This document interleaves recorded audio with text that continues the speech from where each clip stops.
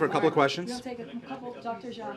Yeah, you can pick up, and then we'll try and get some more around the The administration has requested $10 billion in this lame duck session for the urgent COVID needs that still remain. That's less than half of what you had even requested during the summer. Yep. Is that sufficient in your mind to meet these needs, not just to deal with COVID, but the strains on the hospital system we're seeing from flu, from RSV, and at a time when you're making these kinds of urgent requests and warnings, is it undercut at all by some of the rhetoric we've been hearing, even from the president? He talked about this Thanksgiving being different than what we've seen in the past, and just 2 months ago he talked about this COVID crisis being over as we know it. So you're absolutely right. We've asked for $10 billion. I think 9.7 or something, but about $10 billion. It is less than what we had requested back in March, and that's because we have pulled resources from other things. I've talked to you about this from this podium.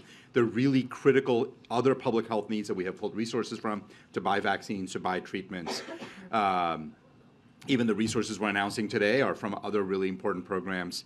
But that $10 billion is now critical. It is to make sure that we do have enough vaccines and treatments and tests to get Americans to a point where eventually, as this response changes and we more normalize vaccine treatment purchases through the regular health system, we want to make sure that we do that in an orderly way. We want to make sure that we got uninsured and underinsured Americans covered. So we obviously need resources for that. What you heard from Dr. Fauci is we are at a point where this virus continues to evolve very, very rapidly. And we updated the vaccines. They are working great right now.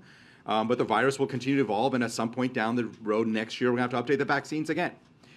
The truth is that for the long-run management of this virus, we need variant-resistant vaccines. We need vaccines that prevent transmission. What you have seen is China make a very large investment in mucosal vaccines because they understand that that's how you deal with respiratory viruses. America is falling behind on this really important technology. A major part of our request is for funding for public-private partnerships to move those kinds of technologies forward, to move a next generation of treatments forward. So we are trying to be prudent, obviously, in requesting resources that we think are absolutely essential and necessary.